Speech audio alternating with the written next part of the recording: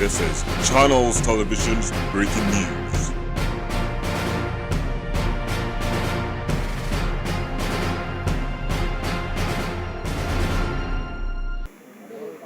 MP Prajapati ने ये कहा है कल ग्वालियर में, कमलनाथ जी के समय विकास की आंधी चल रही है।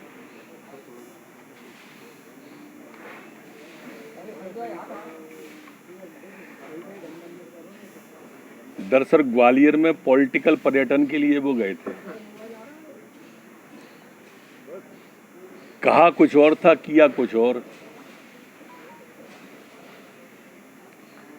बी टीम के लोग थे, कहा तो सदस्यता का था और कह रहे थे कि कमलनाथ जी की आंधी चल रही थी। आंधी ऐसी चली कि सब कुछ उड़ गया। वो आंधी अपनी सरकार को ही उड़ा ले गई, बवंडर हो गया, लांगूट बन गया वो।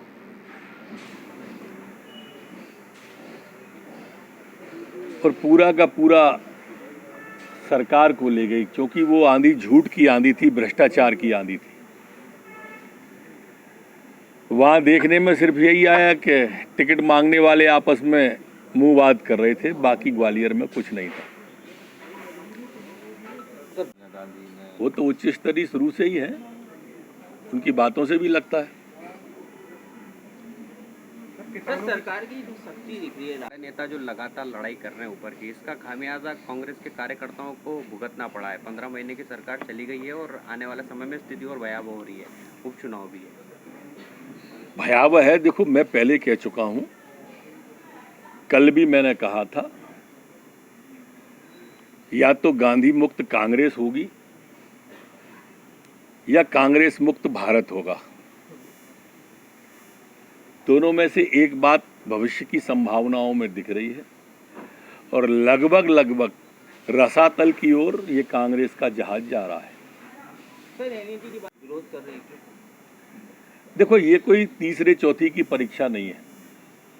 इसमें पास होने वाले लोग, इन परीक्षाओं में जो नौजवान हमारा भावी भविष्य वाला आता है, वो कहीं ना कहीं जनता की भागीदारी में शामिल होता है। सरकार चलाता है, प्रशासन चलाता है, इलाज करता है।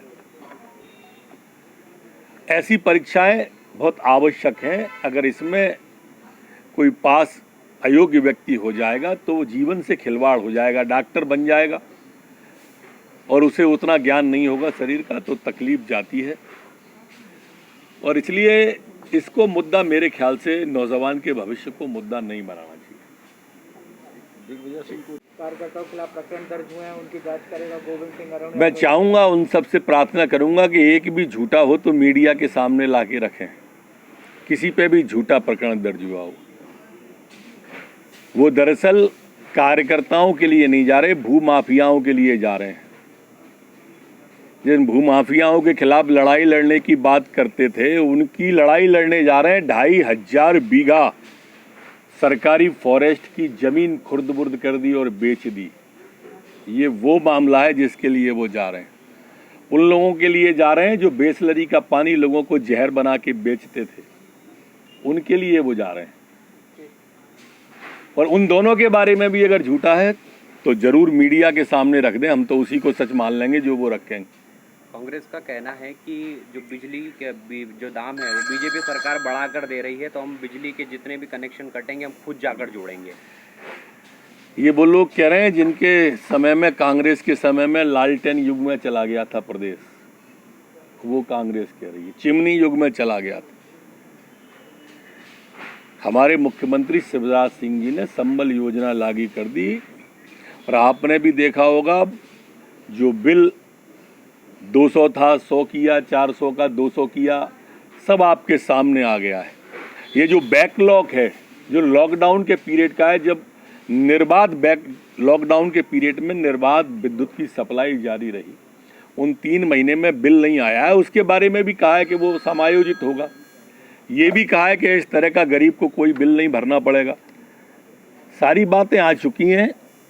अब ये लोग ट्विटर और पेपर पर ही कुछ कर सकते हैं। कांग्रेस के कई क्षेत्रीय नेताओं बैठक ही कर सकते हैं, बड़ी प्रदर्शन थोड़ी बड़ा होगा। और उनकी अपनी बैठक है, वो जैसे चाहे वैसे करें। सर एमपी कांग्रेस ट्वीट कर रही है कि मध्य प्रदेश सम्मान बचाएंगे और बिकाऊ जयचंद्रों को हटाएंगे। ये ट्वीट ही कर सकते हैं, मैं लगातार रोज कह रहा हूं। ट्वीट तो आज सिब्बल जी ने भी किया है, दोबारा ट्वीट किया है। जो पार्टी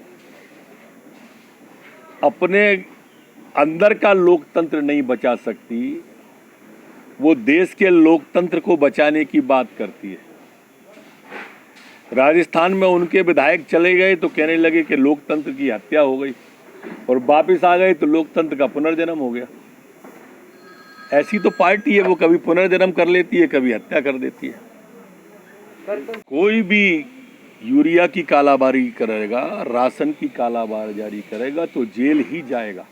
मुख्यमंत्री जी के स्पष्ट निर्देश आ गए हैं, नीचे तक निर्देश पहुंचा दिए गए हैं, और प्रशासन और शासन को ये चिंता करनी चाहिए, अगर कहीं भी कोई कालाबाजारी करता हुआ पकड़ा जाएगा तो उस क्षेत्र के थाने पर भी कार्रवाई होगी और अधिकारियों पर भी होगी।